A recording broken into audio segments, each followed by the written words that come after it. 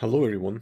Let me check the sound. Oh yeah, it's okay. So this is my first ever live streamer trying to prepare to further maths as fast as possible. I'm somewhere at like 26 marks, which is let me look up the grade boundaries. So grade boundaries, hold up. A level maths. I think I'm doing AQA, so let's check this up for 2025. Also, I forgot to add that this is a further maths. Maths like this. Yeah, maybe this will help further mathematics. Where it is. Alright, I'm doing advanced math. Oh, I think there's separate marking schemes for papers or something. Paper 1? Yeah. It's 100 marks. Alright, so pretty much, what is this? Grade E, right? Yeah, so I need to add this to my label, add this to my title. But yeah, I was at the grade E right now, but, well, not right now, before a couple of months ago. But now I'm going to reach an A star to get a big boost to my tutoring portfolio, so I think that will help. I have no idea whether this will work out, but at least I'll get the experience of traveling to Britain. So yeah, I'll stay quiet and just do my own work. Maybe the camera pointed at me will help me focus. I think this will last for about an hour today, but way longer tomorrow.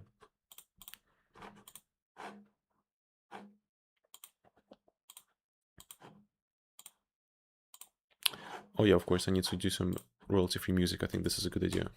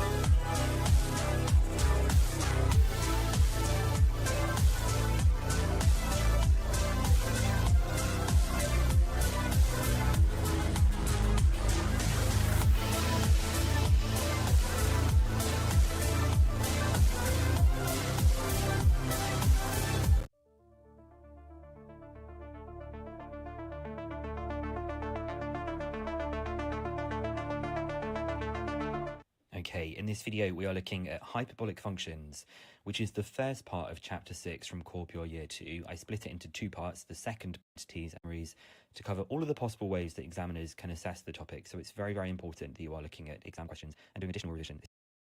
This is here, sine or cos x minus the sine x divided by the cos x. So these halves the halves that we have here are cancelling out. And then lots of people go from this form to this form by simply multiplying everything in the numerator by e to the x and everything in the denominator by e to the x, coming up with this expression that we've got here. And this one tends to be a little bit more useful, but to be honest, I just memorized these.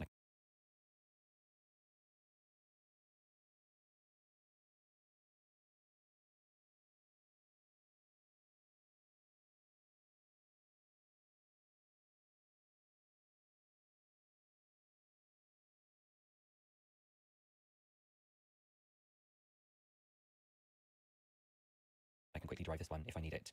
Now, in terms of what the graphs look like, the cosh graph or the cosine graph, the hyperbolic cosine graph, I'm going to say it properly, is this blue one that we've got here. Kind of looks like a bit like a quadratic. It is not a quadratic, it's something quite different. And this point that it is here is 1, and that occurs at the x value being 0. Okay, it's completely symmetrical.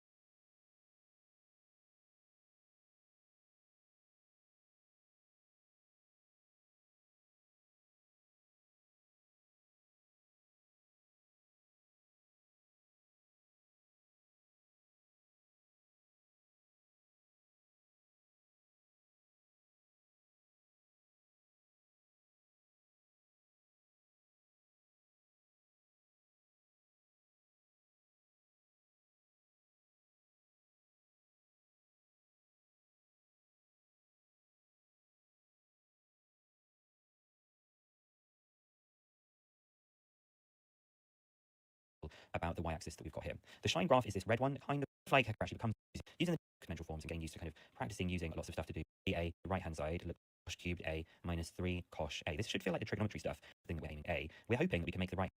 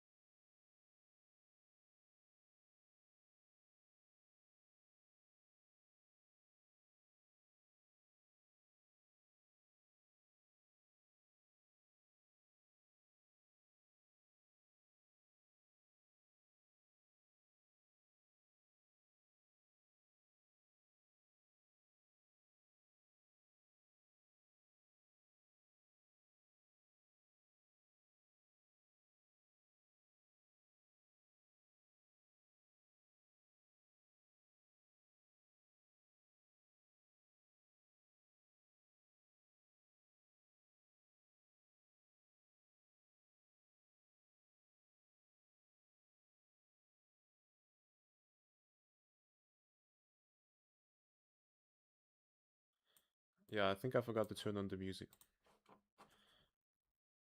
Hello, Mr. Come and just chill. Oh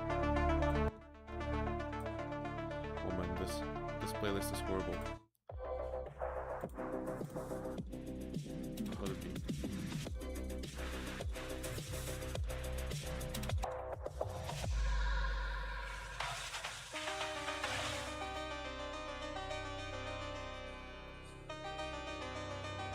No, it's legitimately horrible.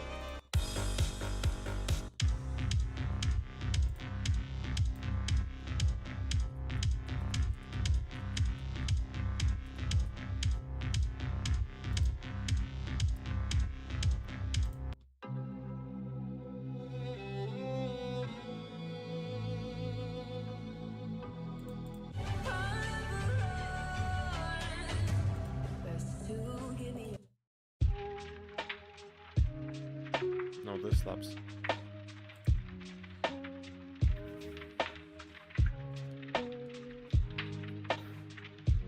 Yeah, sadly the viewer is lost irreversibly.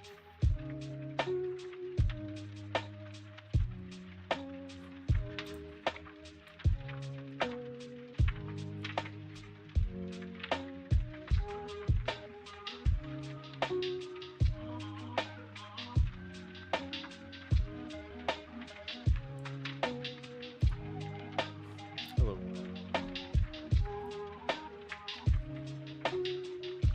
I'm almost done with this question though.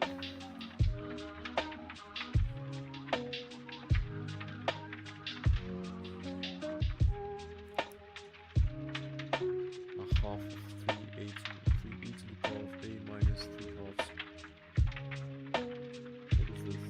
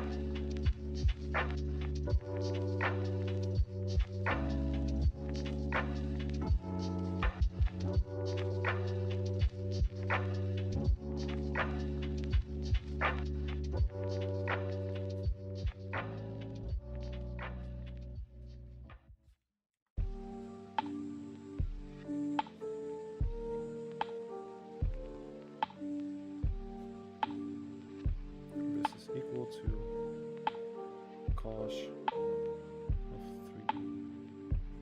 I think this is proved. Right hand side look like this. It's going to be a half of e to the 3a and become the eighth over 2. So before e to the eighth, breathe through minus. See how we're working toward a half written in terms by introducing the idea of inverses. Now, because the cosine, the cosh, the sine, the tan functions are all written in terms of exponentials, it makes sense that their inverses are in terms of logarithms. By the way, I will be introducing the idea of their reciprocal functions, sec, cosec, and coth, which are similar to sec, cosec, and cot. I think I'll be talking about those a little bit in the next video when we start doing some things to do with differentiation and integration. Anyway, these are given in the formula booklets, okay? So we have this one for r cosh, which we know is sometimes written as cosh to the minus 1, r sine, and then we have this r than one that we have here like this. Now, I wanted to quickly talk about something. When they give this to you in the formula booklet, the r cosh part, it only has one branch like this. The reason it only has one branch is because it wants it to kind of be like a function, okay? So like when you have like a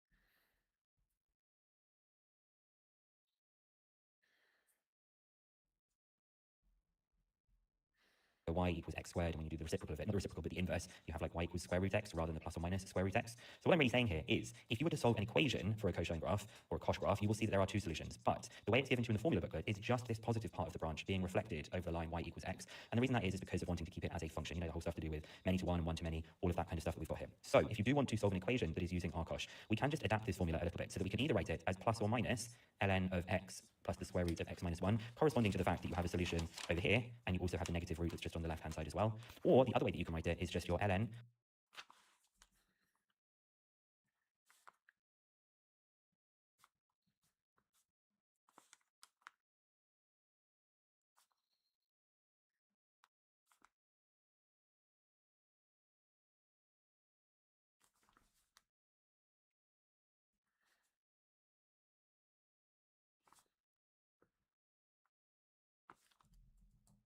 of x plus or minus the square root of x squared minus 1. So the formula book kind of gives it to you in just one way. You can have the plus or minus outside the front, referring to the two solutions, or you can have the plus or minus inside, also referring to the two solutions that you have. And remarkably, this is an equivalent form to this one that we've got here.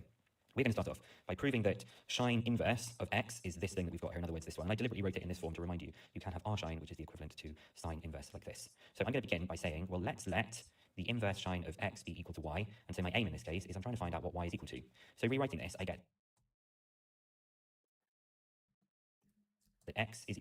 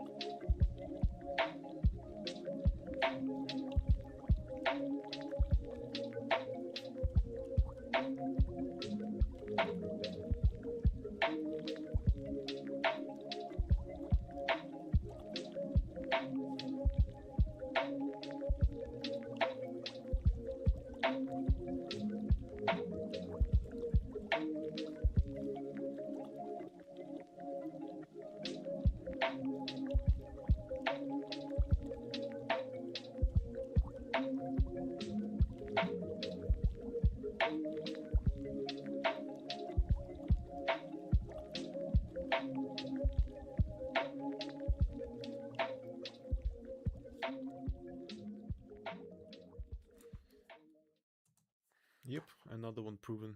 Is equal to shine y. Makes sense, right? If this is the 2x e to the y equals e of. So if I complete the square, I might make it really clear that it's a pseudo-quadratic by doing this. I might say, let's let u equal e to the y. You could use the quadratic formula if you want to. Minus 2x e to the y. This gives you y equal to shine y. A half e to the y minus e to the minus y. That's the definition of shine y. And in these questions, find out what y is equal to. Pseudo quad x e to the y equals one side equations we've got. So you can do because I could say, okay, I'm going to jump up here so that I have enough space to finish this off. So if I complete the square, again, you don't have to complete the square. If you want to, you could just use the quadratic formula. We would get u minus x all squared. We minus the x squared, and we still have the minus 1 that is there from before.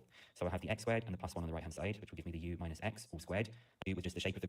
So u is equal square non this gives you 1. Create u is the... And remain inverse of x is this thing that we've got here. In other words, this one. And I deliberately wrote it in this form to remind you, you can have r shine, which is the equivalent to sine inverse like this. So I'm going to begin by saying, well, let's let the inverse shine of x be equal to y. And so my aim in this case is I'm trying to find out what y is equal to. So rewriting this, I get that x is equal to shine y. Makes sense, right? If this is the inverse, apply it to both sides. That cancels, and you get left with shine y. So let's use the definition. That is going to be a half e to the y minus e to the... And then this is the part that you're going to find yourself doing quite a lot in these questions. We're going to try and create a pseudo-quadratic, meaning a quadratic in terms of e to the y. And I'm going to do that by multiplying everything by e to the y. This will give me 2x e to the y equals e to the 2y minus 1. Obviously, this times this just gives you 1 because you have something to the power of 0. Now, if I put this all on one side, I get e to the 2y minus 2x e to the y minus 1. Now, this looks like... Use the quadratic formula if you want to. You can do whatever technique to do this. I'm going to do is that I have enough space to finish this to the y. So if I complete the square, again, you don't have to complete the square. It's to do with just square root it as well. Now I'll explain why the square root of x squared of a minus root of x squared bigger than x. We get something that's negative, and we cannot take a logarithm of a negative number that we've got there. So that's one part. Next part, we're having negative inside that bracket. So we're going to use this idea of these inverses up here to solve some very simple equations, and then the next part we will do some more complicated ones here. So the first equation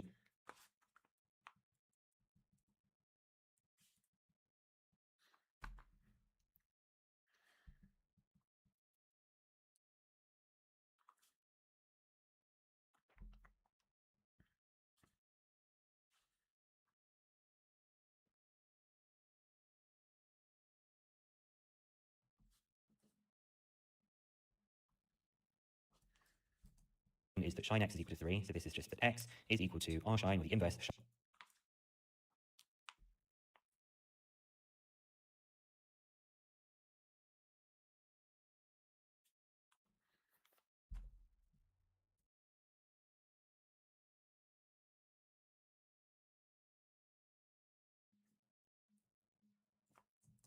shine of 3. Using the formula, I've got it written literally just up here. That is just going to be the ln of 3 plus, oh my gosh, why can't I select that properly? The ln of 3 plus the square root of 3 square. You're going to do the plus minus with the formula. You can either use this version or this version. You can try the other one, whichever one I don't do, you can try it and you will see that they are exactly the same numbers.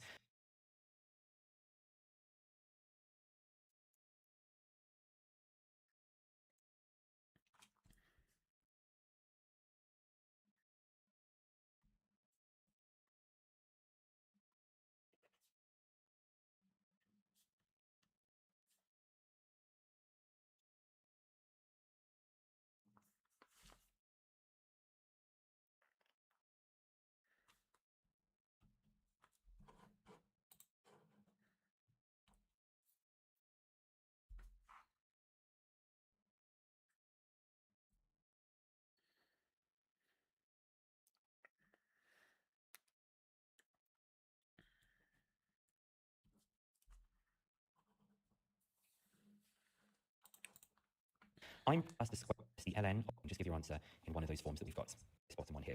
So I'll divide by cosh so that we have 4.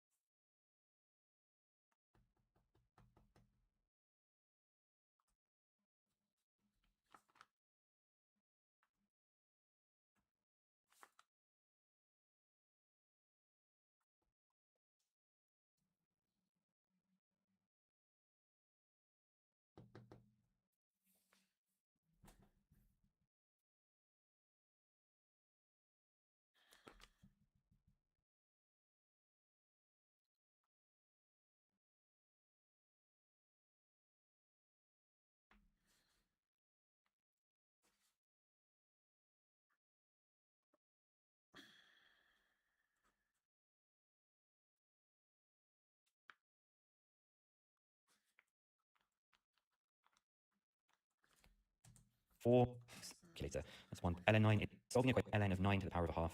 In other words, x is equal to 3 for this part that we've got here. Okay, next up we look at solving equations using identities, but also using Osborne's rule as well. Okay, so we have this kind of equation we're going to try and solve, and if you imagine it wasn't hyperbolic and it was just normal trigonometry, you'd pretty much know what you need to do. You need to use lots of different identities to try and get this into something we can solve, and we go from there. But we're going to make sure that our identities are slightly adapted, and we can use the adaptation of something called Osborne's rule that we've got here. So you can convert any trigonometric identity to a hyperbolic one by using Osborne's rule. All you do is you rewrite the identity you would typically use with hyperbolic functions instead of trigonometric ones, and you negate any terms where there is a product or an implied product of two sine terms. So for example, if in our normal identity we had a sine x, sine y, when we converted it into a hyperbolic one, we would have it as negative sine x, sine y. We've converted the hyperbolics and we've negated it. And then the one that's maybe a little bit harder to spot is that this is an implied product of two sine terms, because when you have tan squared, that is sine squared x over cos squared x. So secretly, there is a sine squared in the numerator, which means when we write it in its hyperbolic form, we also need to negate it, as well as writing it as tan squared x here. So the tip for these equations is approach solving them in the same way as a trigonometric equation. Look at the arguments, decide if you need to convert any sines to cosines or vice versa, and go from there, okay? So let me just quickly go back, for some reason I undid that. We're going to go about solving this equation. We're going to use some identities, and we'll also use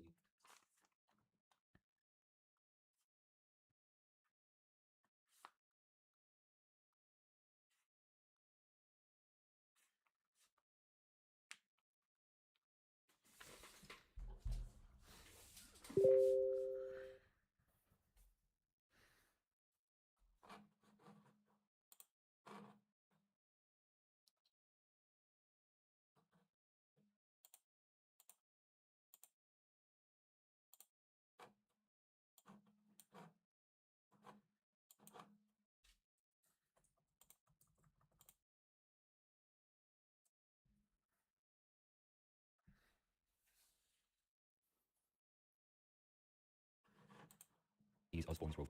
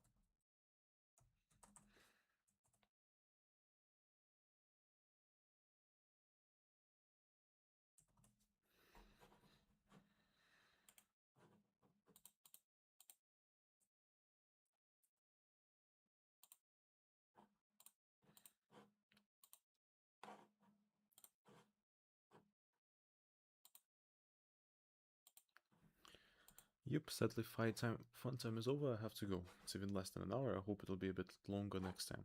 Bye bye.